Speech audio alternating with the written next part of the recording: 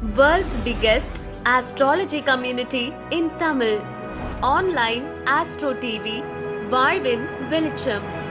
Online astro டிவியை கண்டு மகிழுங்கள்.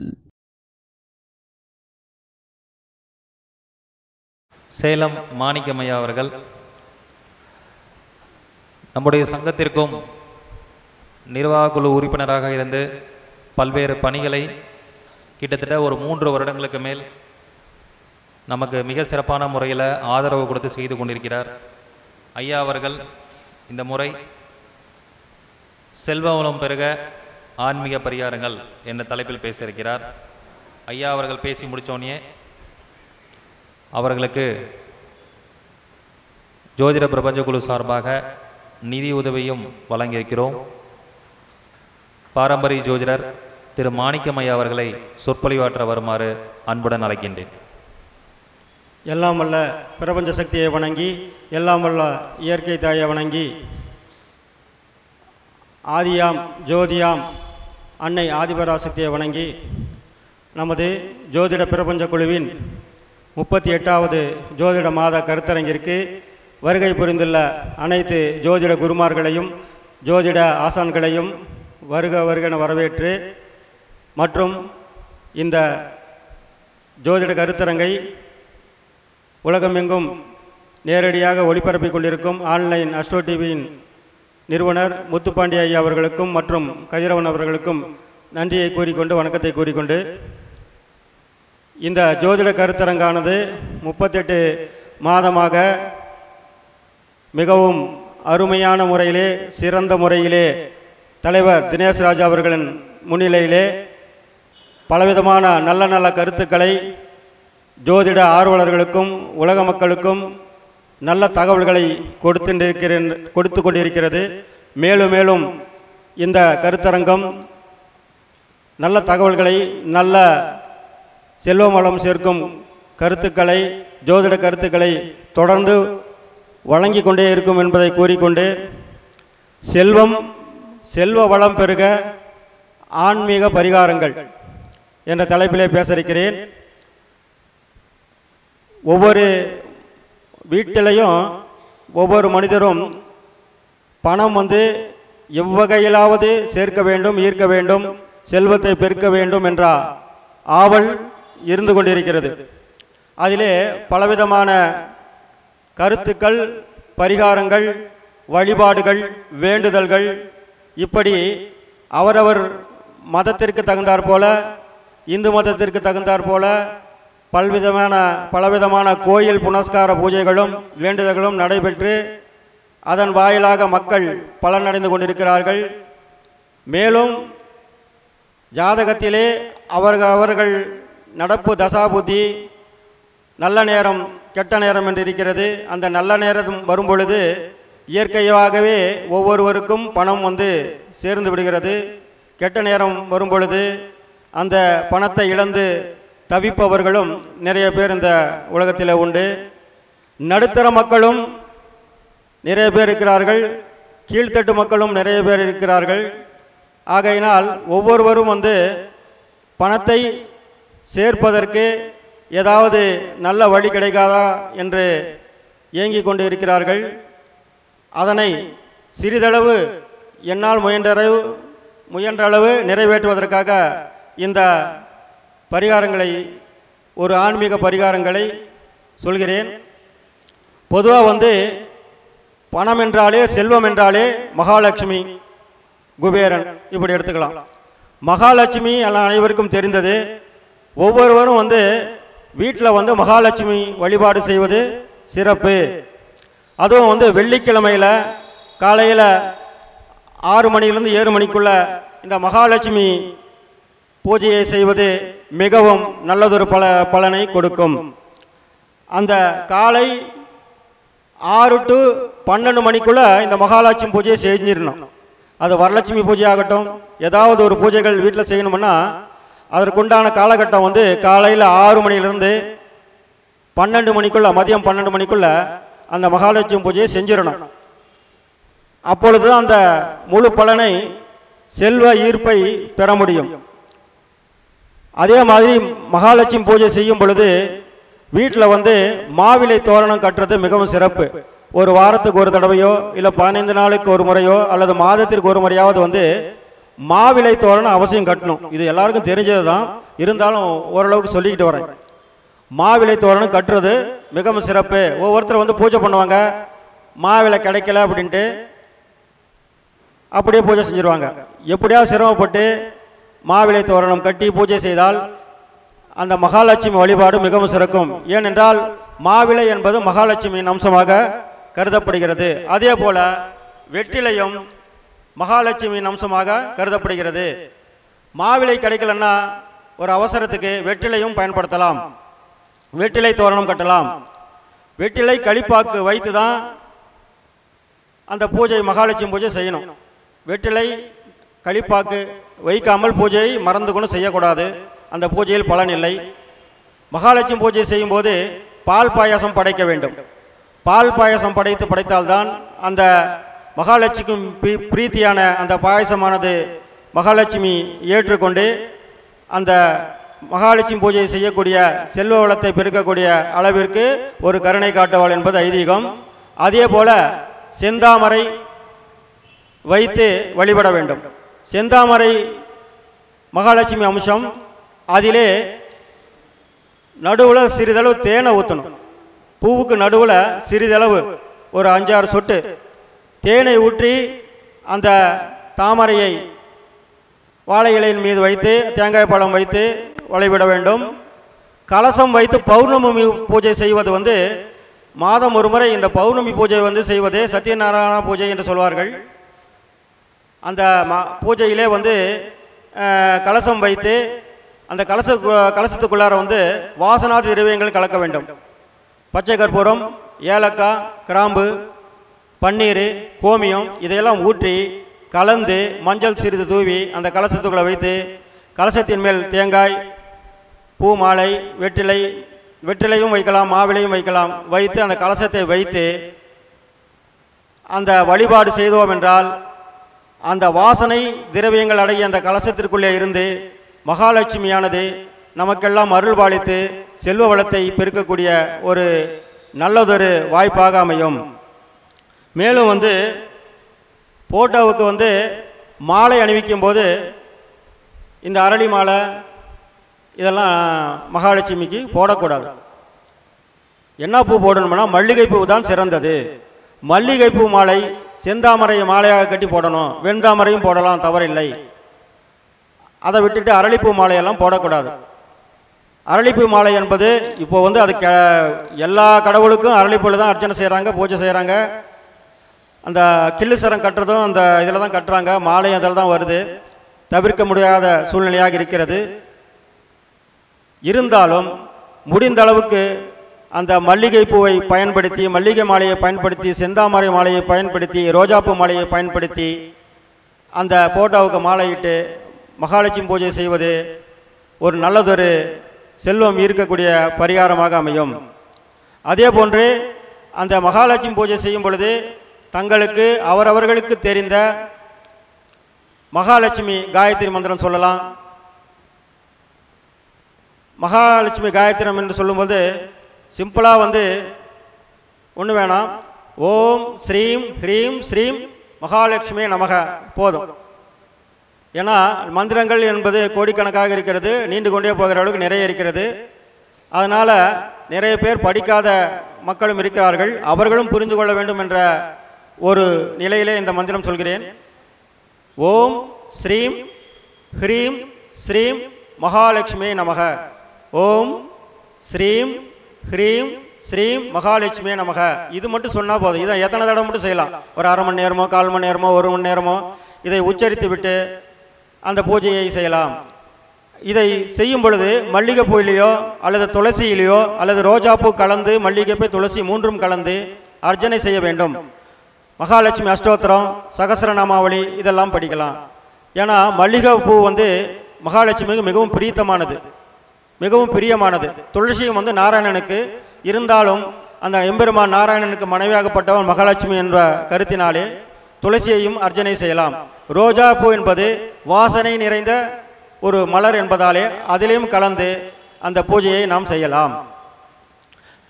அந்த பூஜையை செய்து கொண்டு மணி அடிக்கணும். முக்கியமாக மணி அடிக்காமல் பூஜை செய்யக்கூடாது.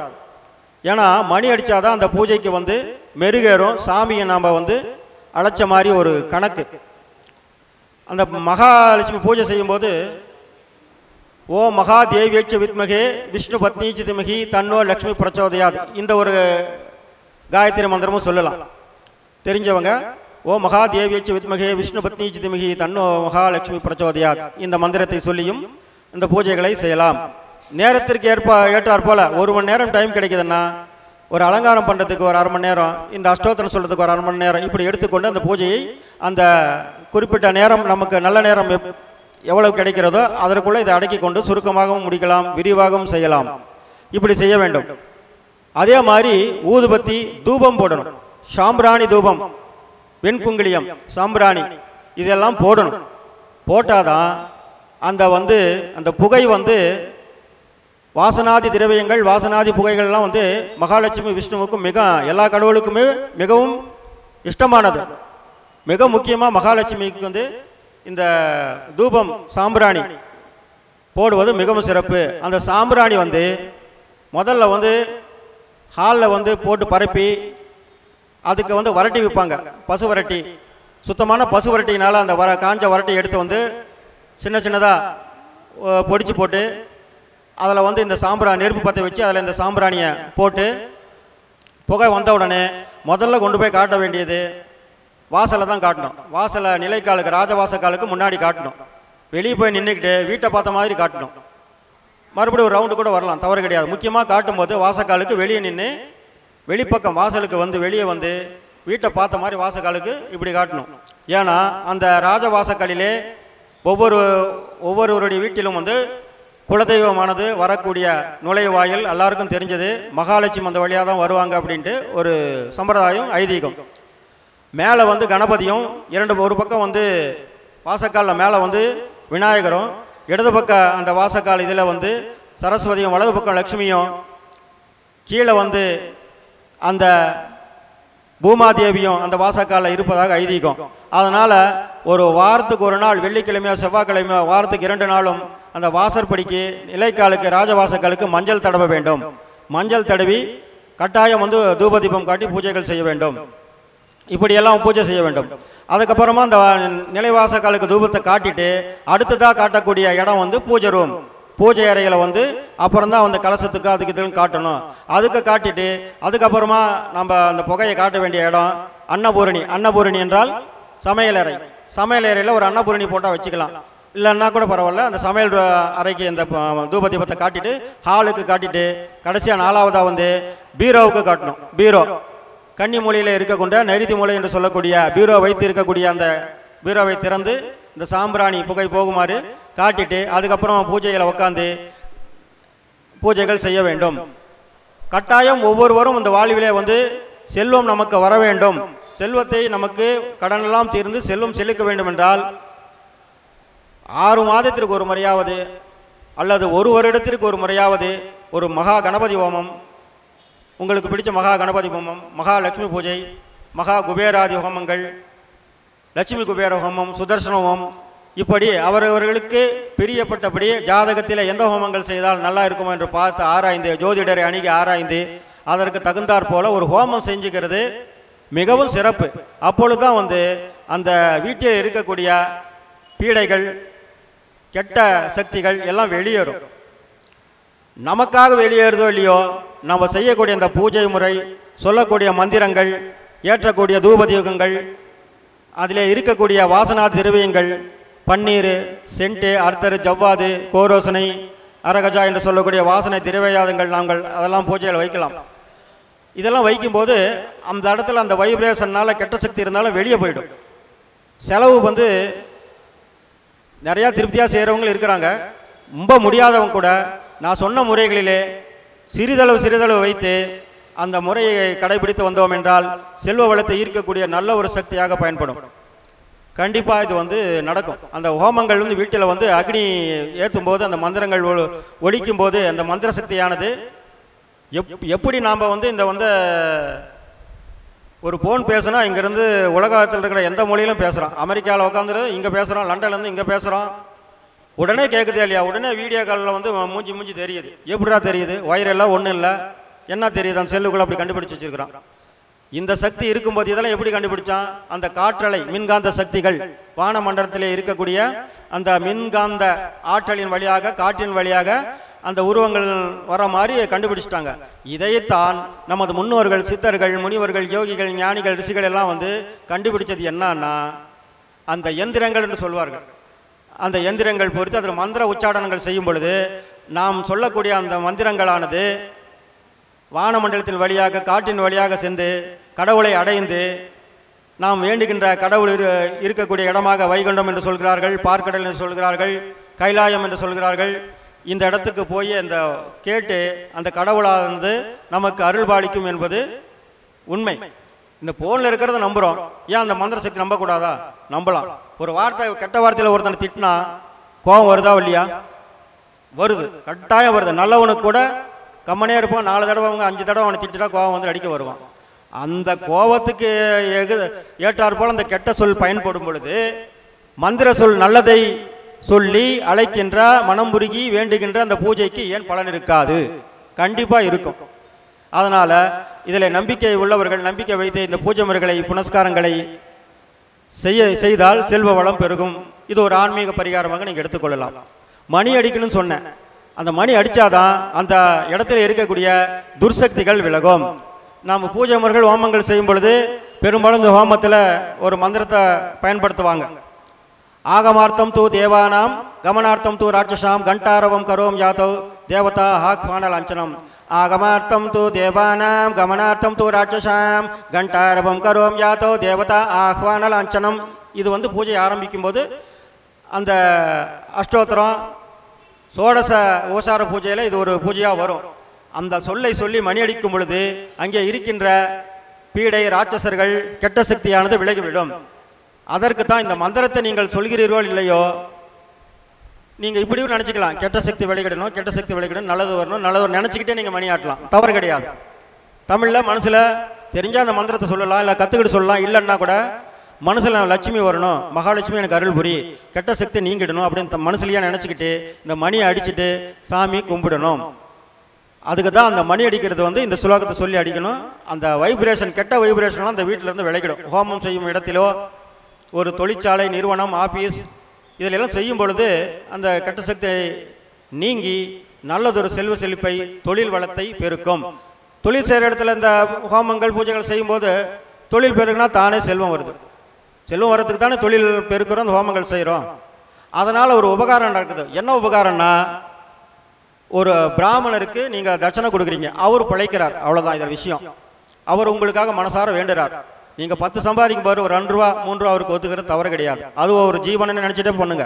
அவர் பிழைக்கிறார், நமக்காக வந்து வீட்டில் வந்து பூஜை செய்கிறார். குருவாக ஏற்றுக்கிட்டு தட்சணை கொடுக்கும்போது அதில் ஒரு ஆன்மீக பரிகாரமும், நம்ம தினேஷ் அவர்கள் சொல்வார்கள் வாழ்வியல் பரிகாரம் என்று. அவர் அன்னதானம் செய்கிறார், எல்லாம் செய்கிறார்.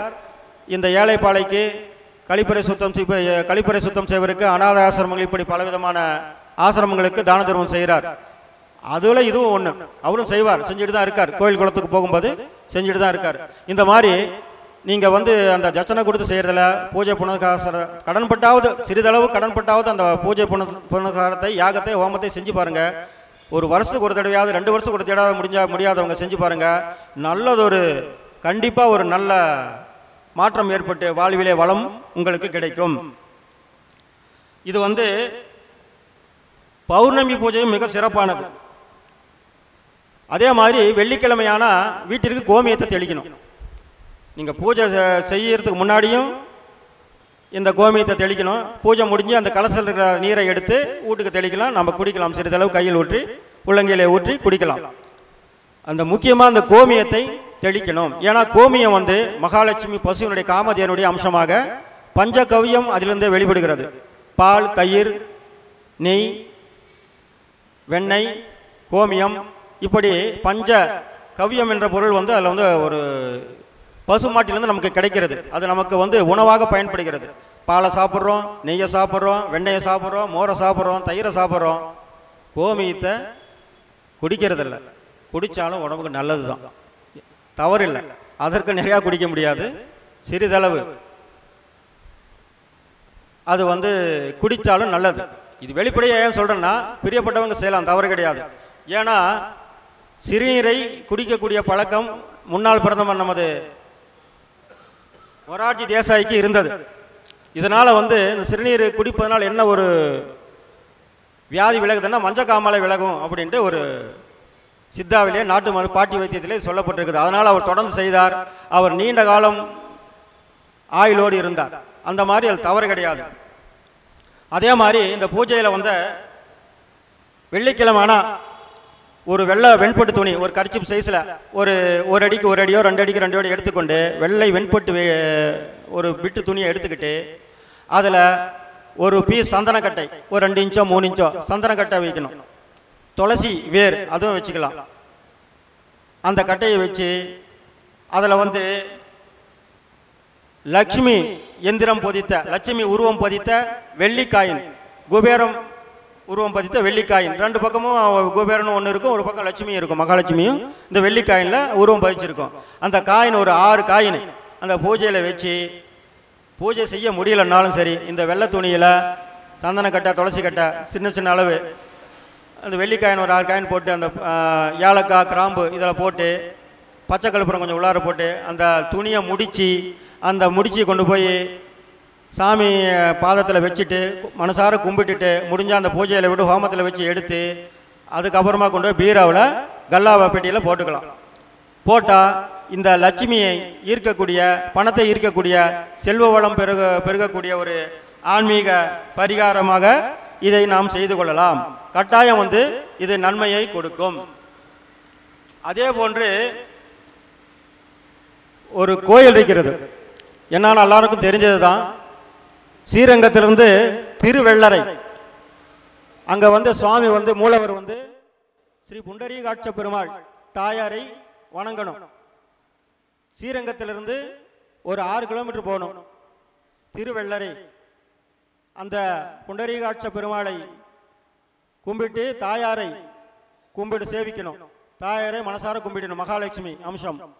அங்கே போய் பலிபீடத்தில் முன்னின்று தங்கள் கோரிக்கைகளை வந்து வேண்டுகின்ற கோரிக்கைகளை, எனக்கு கடன் தீரணும், பணம் வரணும், தொழில் அமையணும், செல்வம் பெருக வேண்டும், நகை வாங்கணும், வண்டி வாங்கணும் வேண்டும், சொந்த வீடு வேண்டும் என்று மனதார செல்வம் வள பெருக வேண்டிக் கொள்ள வேண்டும்.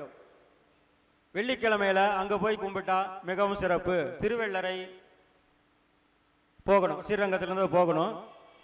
இதை வந்து மேசலக்கணுக்காரங்கள் வந்து வெள்ளிக்கிழமைக்கு செஞ்சால் மிகவும் அருமையான ஒரு நல்ல சிறப்பான ஒரு பரிகாரம், செல்வம் ஈர்க்கக்கூடிய பரிகாரம் மேசலக்கணம். அதே போன்று கன்னியாலக்கணக்காரங்க வெள்ளிக்கிழமை இந்த கோயிலுக்கு போகணும். போஜி அந்த காத்தால் 6 to 7 அந்த சாமியை கும்புற மாதிரி நம்ம அந்த ஏற்பாடு பண்ணி, முன்னேற்பாடாக பண்ணி அங்கே போய் இருந்து கும்பிட்டு வந்தோம்னா நல்லதொரு மாற்றமாக இந்த திருவெள்ளரை கோயில் வந்து செல்வத்தை கொடுக்கக்கூடிய கோயிலாக அனைவருக்கும் அமையும். அதே போன்று தாடி கொம்பு, இந்த தாடி கொம்பு எங்கே இருக்குதுன்னா திண்டுக்கல்ல இருந்து வேடசந்தூர் போகிற வழியில் ஒரு 10 கிலோமீட்டர் தூரத்தில் இந்த தாடி கொம்பு என்ற ஊர் இருக்கிறது. இங்கே வந்து மூலவர் வந்து சுவாமி வந்து சௌந்தரராஜ பெருமாள் ஸ்ரீதேவி பூதேவியுடன் அருள்பாலிக்கிறார். ஸ்ரீதேவி பூதேவியுடன் அந்த சாமி இருக்குது, சௌந்தரராஜ பெருமாள்.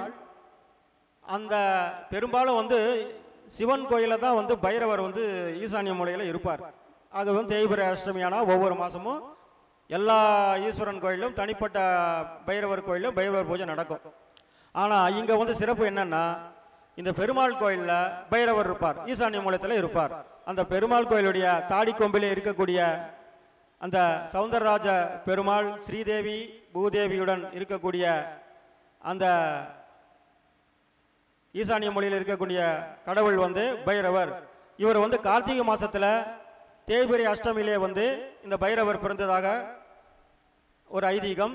அதனால் ஒவ்வொரு தேய்பிரை அஷ்டமியிலும் இங்கே போய் நிறைய பேர் வழிபட்டுட்டு வராங்க. அந்த பைரவருடைய பேர் வந்து சொர்ணாகர்ஷண பைரவர். சொர்ணாகர்ஷண பைரவர் என்றால் சொர்ணம் என்றால் தங்கம், ஆகர்ஷணம் என்றால் இழுத்தல் சேர்த்தல், ஒரு விரும்பியதல் அடைதல். சொர்ணாகர்ஷண பைரவர். நகை பொன்னகைகளை நமக்கு ஆகர்ஷணம் நமக்கு தரக்கூடிய ஈர்க்கக்கூடிய பைரவராக அந்த பைரவருடைய பெயர் வந்து ஸ்வர்ணாகர்ஷண பைரவர் என்று அந்த காலத்திலிருந்து இருக்கிறது. அந்த கோயிலில் போய் நீங்கள் கும்பிட்டு வந்தாலும் அருமையானது ஒரு முன்னேற்றமாக அமையும். இந்த இதில் வந்து சேத்திரபாலகராக வந்து இந்த கோயிலை சேத்திரபாலகர்னா பாதுகாவலர், அந்த மூலவருக்கு பாதுகாவலராக 2 பக்கமும் 2 சாமி இருப்பாங்க. அதுக்கு பாதுகாவலாக வந்து இந்த பைரவர் இருக்கார். அதனால் இந்த தாடி கொம்பில் இருக்கிற இந்த கோயிலுக்கும் சென்று வந்தால் அனைவரும் செல்வ வளத்தை ஈர்க்கலாம். அதே போன்று இன்னொரு கோயில் இருக்குது. கும்பகோணத்திலிருந்து திருநள்ளாறு போகிற வழியில் திருத்தண்டிகைபுரம் கும்பகோணத்திலிருந்து திருநள்ளாறு சாலையிலேருந்து ஒரு 18 கிலோமீட்டர் 17 கிலோமீட்டர் இருக்கும். அங்கே போனீங்கன்னா திருத்தண்டிகைபுரத்தில் குபேரன் கோயில் இருக்கிறது. குபேரன் கோயில் என்றால் இந்த குபேரன் வந்து எல்லா ஒரு காலகட்டத்தில் எல்லா செல்வ வளத்தையும் வசதி வாய்ப்புகளும் இழந்து நவநிதிகளையும் இழந்து விட்டான். குபேரன் எல்லா செல்வ வள அவனுக்கும் நேரம் கெட்டு செல்வ வளத்தை இழந்து நவநிதிகளையும் இழந்து என்ன செய்யறதுன்னு மறுபடியும் இந்த பழைய நிலைமைக்கு நான் வசதியாக வரணுன்ட்டு ஒரு சித்தர்களுடைய ஆலோசனைப்படி கேட்டுக்கொண்டு அந்த குபேரன் வழிபட்ட இடம்தான் இதில் திருக்கண்டிகைபுரம். இந்த திருக்கண்டிகைபுரத்தில் போய் எஸ் புதூர், அந்த ஊர் பேர் எஸ் புதூர், திருக்கண்டிகைபுரம் எஸ் புதூர், அந்த ஊரில் குபேரன் கோயில் இருக்கிறது. அங்கே போய் நீங்கள் கும்பிட்டீங்கன்னா அதே வெள்ளிக்கிழமை காத்தால 6 to 7 மணிக்கு போகலாம், வியாழக்கிழமையும் போகலாம்.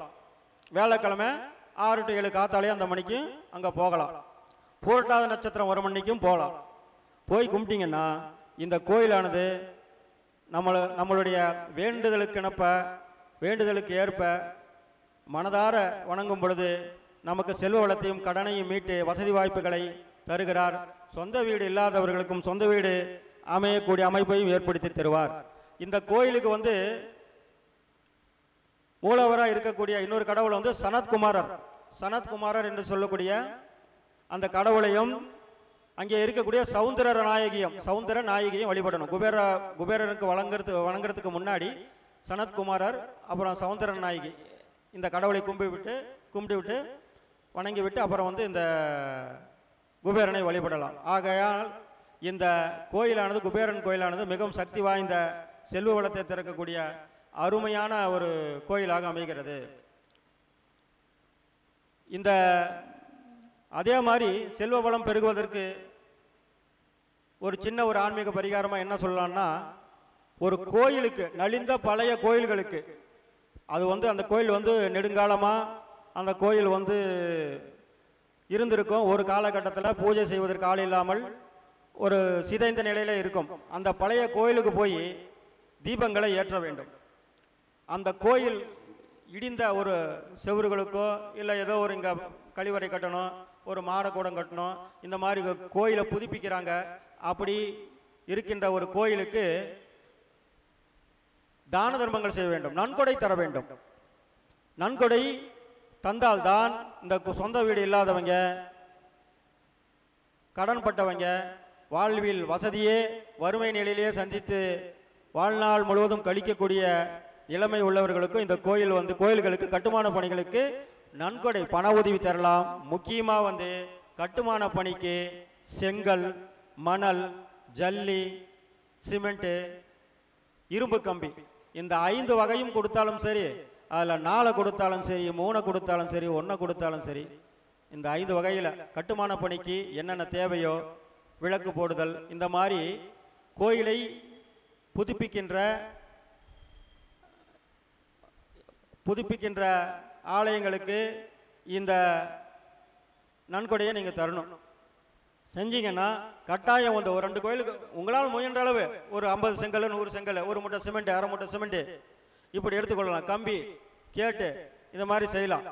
ஜல்லிக்கல் ஒரு லோடு, அரை லாரி லோடு, 1/4 லாரி லோடு, இந்த மாதிரி நீங்கள் எடுத்து கொடுத்தீங்கன்னா கட்டாயம் வந்து வாழ்க்கையில் வந்து எவ்வளவோ வந்து செலவு பண்ணுறோம்.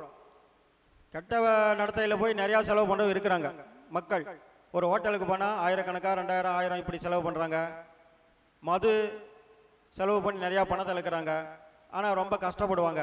அந்த மாதிரி இருக்கிறவங்க இது செஞ்சு பார்க்கலாமேன்ட்டு செஞ்சு பாருங்கள். வாழ்க்கையில் இருக்கிற இதுக்கு பணம் கொஞ்சம் ஒதுக்கலாமேன்ட்டு ஒதுக்கி செஞ்சு பாருங்கள். நல்லதொரு மாற்றங்கள் ஏற்படும். பொதுவாக வந்து இந்த மீனலக்கணக்காரங்க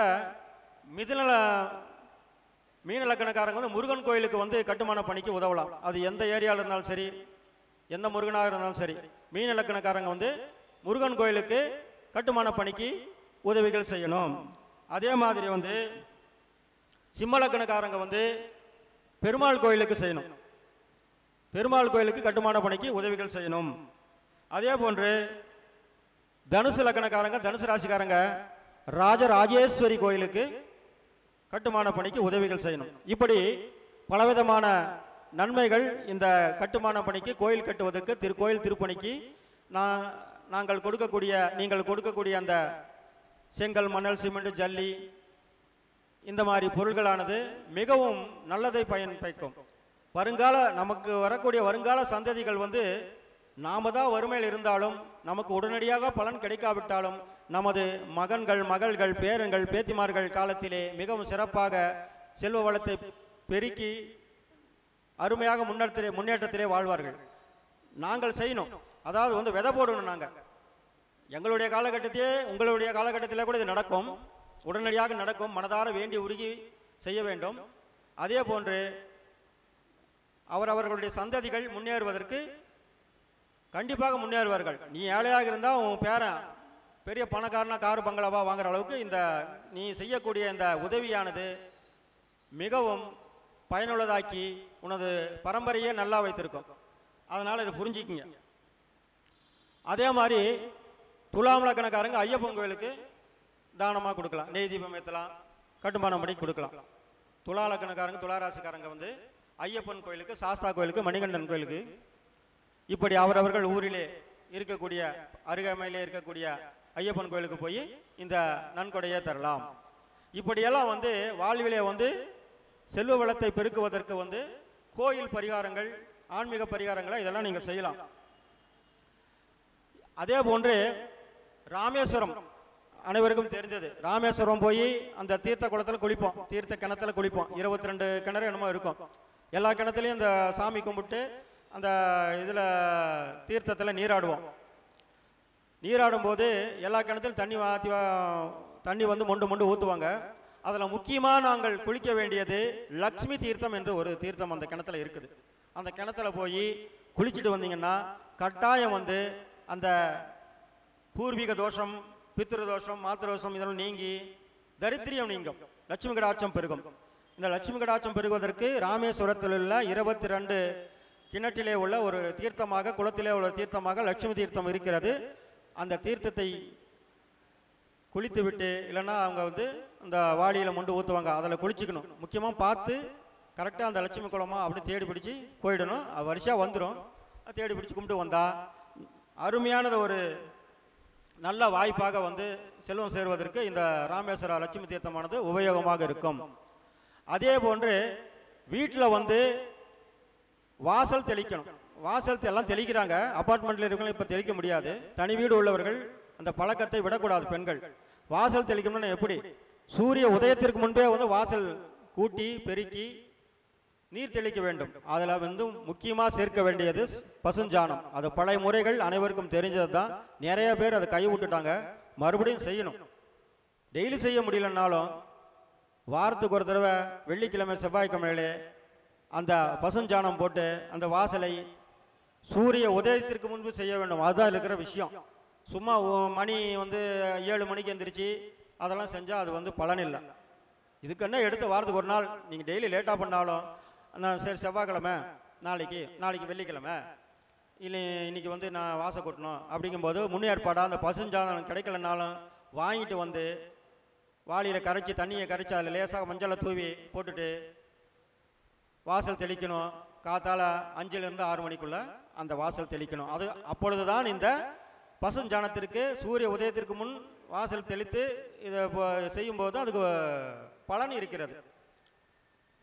அதனால் அதை செய்யணும். பசுஞ்சாணம் கிடைக்கலன்னா கோமியத்தையாவது அந்த தண்ணியில் கலந்துட்டு வாசல் தெளிக்கணும். இது ஒரு ஆன்மீக பரிகாரமாக வீட்டில் வந்து நம்ம செஞ்சுக்கலாம். மேற்படி இன்னொன்று என்னன்னா, வீட்டில் வந்து விளக்கேற்றணும். பெண்கள் வந்து விளக்கேற்றணும். மாலை 6 மணி ஆனால் விளக்கேற்றணும். கண்டிப்பாக விளக்கேற்றி வெளிப்பட்டால்தான் அதில் நன்மை இருக்கிறது. லட்சுமியாகப்பட்டவள் இல்லத்திற்கு உள்ளே வரும், வீட்டுக்கு உள்ளே வரும், குலதெய்வம் உள்ளே வரும். விளக்கு ஏற்றணும். விளக்கேற்றாத வீடு சரிப்படாது, தரித்திரம் தான் இருக்கும். அதே மாதிரி புருஷனுக்கு தெரியாமல் பொண்டாட்டி உணவு சாப்பிட்றதோ, மறைஞ்சு ரகசியமாக சாப்பிட்றதோ இருக்கக்கூடாது. மனைவிக்கு தெரியாமல் புருஷன் சாப்பிடக்கூடிய ரகசியமாக ஒளிஞ்சிக்கிட்டு ரூமில், அந்த ரூமில் போய் இந்த ரூமில் போய் சாப்பிடக்கூடாது. சண்டையே போட்டுக்கிட்டாலும் அவளையே போட சொல்லணும், பொண்டாட்டியை போட சொல்லணும், போட்டு சாப்பிடணும் புருஷன். அதே மாதிரி புருஷன் சாப்பிட்ட அப்புறம் பொண்டாடி சாப்பிடணுங்கிற ஒரு ஐதீகம் அந்த காலத்தில் இருந்தது, இந்த காலத்தில் கிடையாது. பொண்டாடி முதல்ல சாப்பிட்றா, இருக்கட்டும், பசிக்குது, எல்லாம் சுகர் வந்துருச்சு நிறையா பேத்துக்கு, பசியினால முன்னாடியே 12-12க்கே சாப்பிட்றாங்க. எங்கள் வீட்லேயும் இது நடக்குது. நான் ஒன்றும் கண்டுக்கிறதில்ல, பாவம் பசிக்குது அப்படின்ட்டு. இருந்தது. இப்போ ஒரு 2 வருட காலமாக என்னுடைய துணைவியார் வந்து மனைவியார் வந்து நேரத்தில் சாப்பிட்றாங்க எனக்கு முன்னாடியே. முதல்ல நான் சாப்பிட்ட அப்புறம் தான் எடுத்து அந்த தட்டு கழுவி வச்சுட்டு தான் சாப்பிடுவாங்க. இப்போ ஒரு 1 வருஷமாக பசிக்குதுங்கிறாங்க. சரி, நான் ஒன்றும் சொல்கிறதில்ல. ஆனால் சாப்பிடும்போது பக்கத்தில் உட்காந்து தான் சாப்பிடுவோம் குடும்பத்தோடு. நான் முன்னாடி சாப்பிட்ட அப்புறம் அவங்க சாப்பிடுவாங்க. அப்படி இருக்குது. தெரியாமல் சாப்பிடக்கூடாது. ரகசியமாக புருஷன் வரதுக்குள்ளே தின்னலாம் அப்படின்ட்டு பொண்டாட்டி நினைக்கக்கூடாது. பொண்டாட்டி வரதுக்குள்ளே நாம் தின்னலான்னு புருஷன் நினைக்கக்கூடாது. இதெல்லாம் ஆகாது, தரித்திரியம் பிடிக்கும்.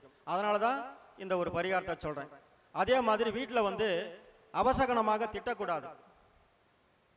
அபசகனம்னா வார்த்தைகள் என்னன்னு தெரியும் உங்களுக்கு, சொல்லக்கூடாது. இருந்தாலும் சொல்கிறேன்.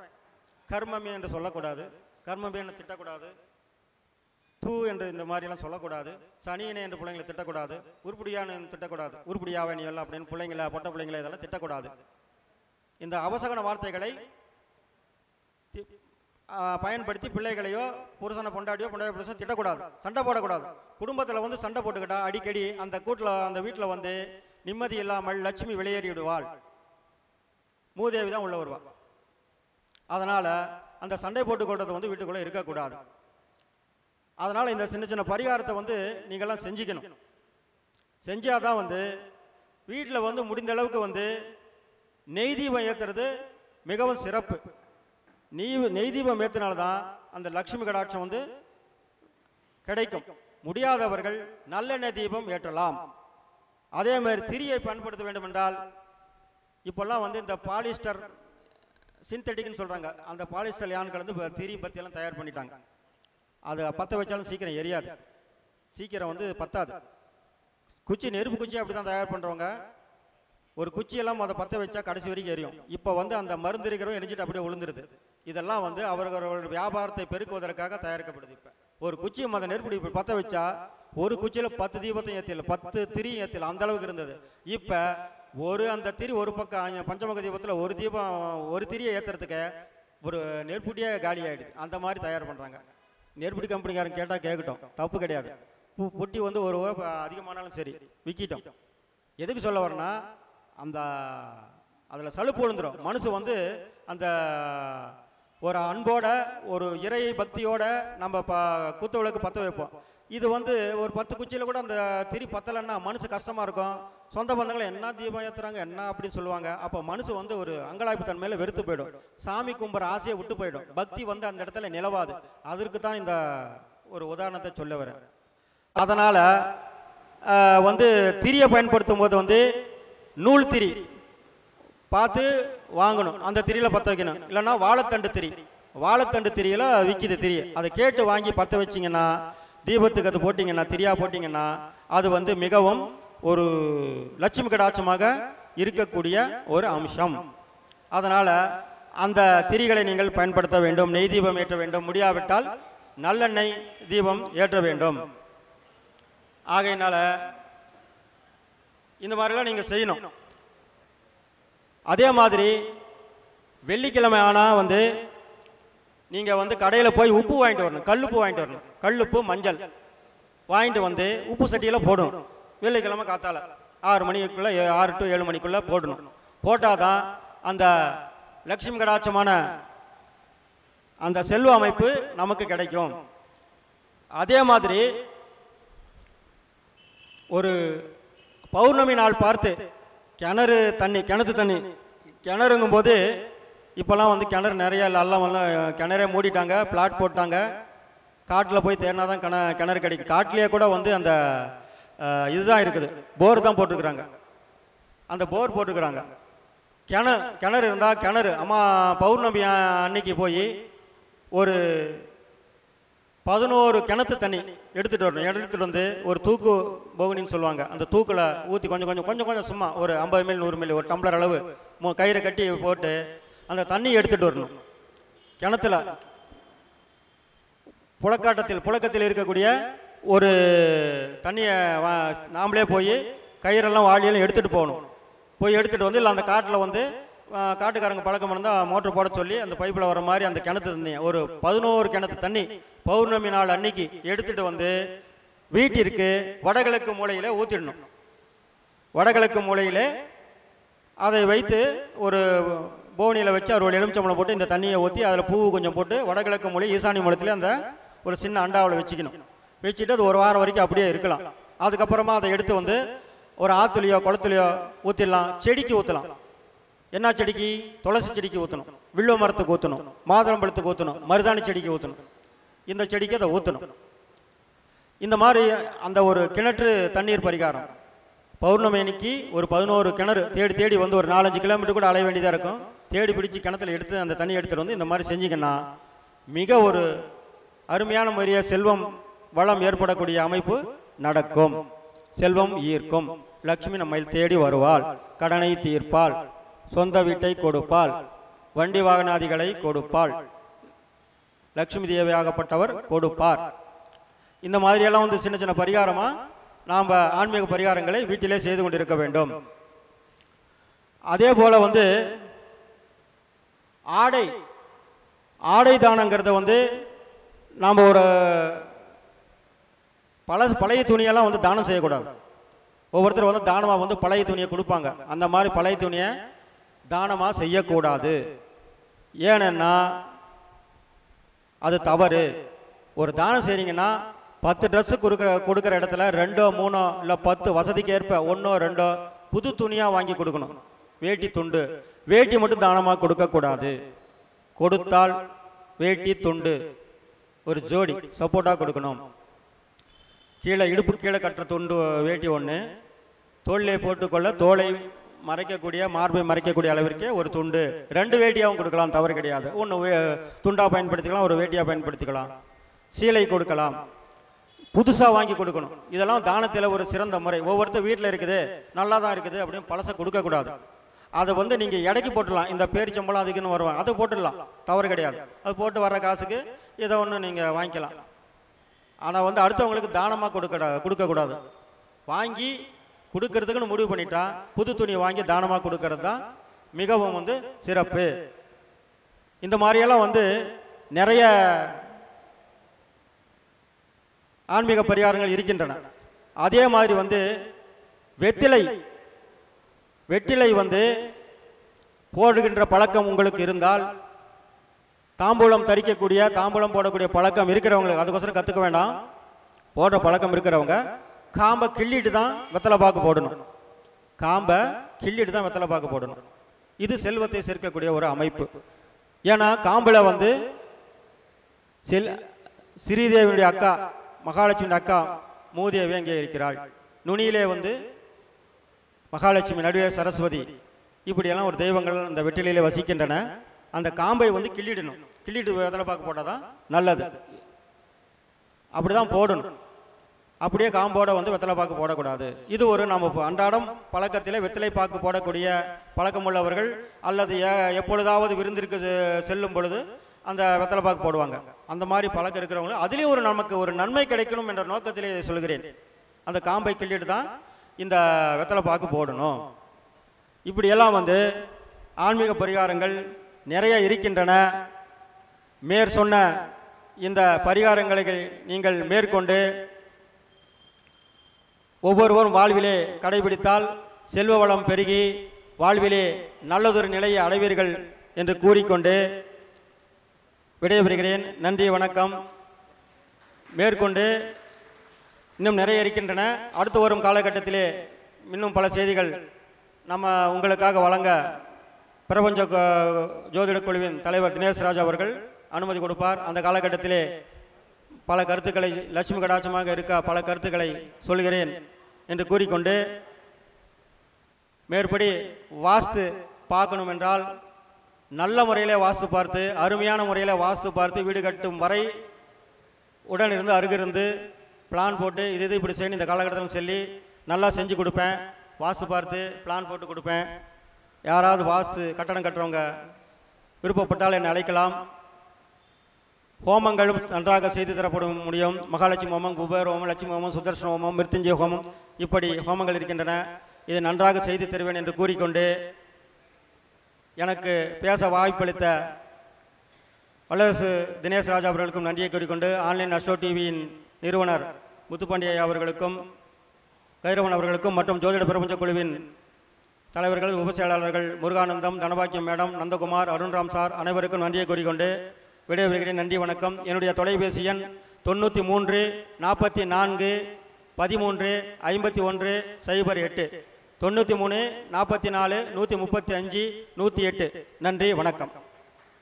சேலம் ஜோதிடர் திரு மாணிக்கமையா அவர்கள் ரொம்ப சிம்பிள் டிப்ஸாக வீட்டில் இருந்தே என்ன மாதிரியான பரிகாரங்களை பயன்படுத்தி செல்வ வளத்தை அதிகரித்து கொள்ள முடியும்னு அழகான சொற்பொழிவு கொடுத்திருக்கிறார். ஐயா அவர்களை பாராட்டி பொன்னாடை போற்றி கௌரவிக்குமாறு முருகானந்தம் ஐயா அவர்களை அன்புடன் கேட்டுக்கொள்கிறேன்.